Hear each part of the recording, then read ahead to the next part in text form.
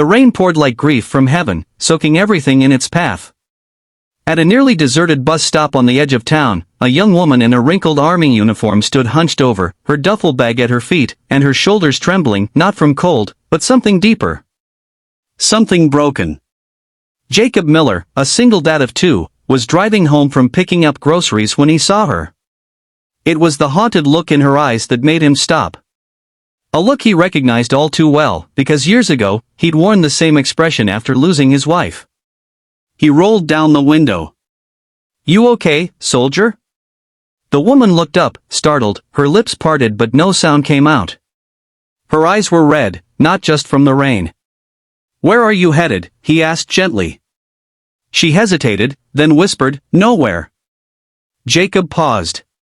Then he did something that made no sense but felt completely right. "You're coming with me," he said. "Let's get you dry and warm." She blinked. "Why?" He looked at her squarely. "Because you shouldn't be standing in the rain alone. Not today." Her name was Emily Grace Carter, a 27-year-old Army medic who had just returned from her third deployment. She had no family to call, no home waiting, and no plan. The Army was all she had known, but when her mother passed away while she was overseas, she returned to an empty world. Jacob brought her to his modest home on the outskirts of town. His children, Liam, 8, and Sophie, 5, were initially shy, hiding behind the kitchen doorway. But the moment Emily smiled and pulled out a small army teddy bear from her duffel, Sophie rushed to her and hugged her tight. That night, Emily slept in Jacob's late wife's old guest room. She cried silently into the pillow, comforted not by luxury, but by the warmth of strangers who had offered her more than food and shelter. They offered her a place in their hearts. In the days that followed, Jacob watched Emily cautiously. She helped with breakfast, played board games with the kids, and went on quiet walks to clear her mind. But sometimes he'd find her staring out the window, gripping her dog tags with trembling hands. One evening, he asked, "Do you want to talk about it?" Emily sighed. "Do you ever stop hearing the screams?" Jacob nodded slowly. "No. But you learn to live beyond the echoes." She looked at him. "How?" "You find new sounds worth listening to," he said. "Like laughter. Like your name spoken without rank. Like being asked if you want ketchup or mustard." She laughed softly. It was the first time he'd heard her laugh. Weeks passed. Emily started attending group therapy at Jacob's suggestion.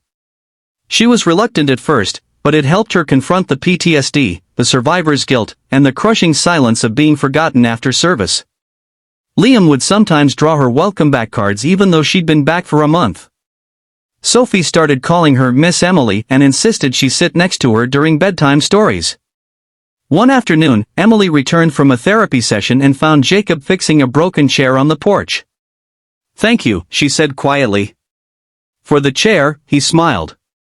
"For not letting me disappear," she replied, tears brimming again, but these were different. Softer. Healing. He nodded. "You're not a ghost." "Not here."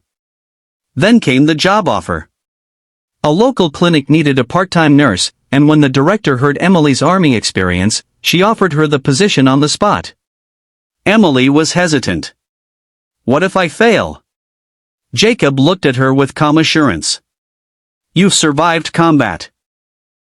You won't fail at living." She took the job. Months turned into a year.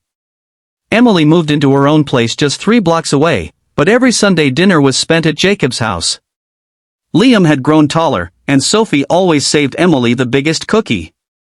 The house no longer felt like a shelter, it felt like a new chapter.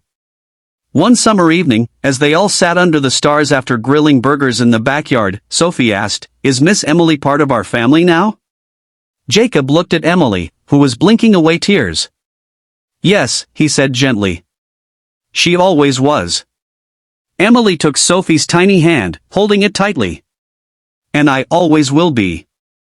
The message at the end. Sometimes, the people we save aren't just those in our care, but those who show up when we're lost, broken, and silently hoping someone will notice we're not okay. Jacob didn't know Emily. He didn't ask questions. He just opened a door. And in doing so, both their lives were changed forever.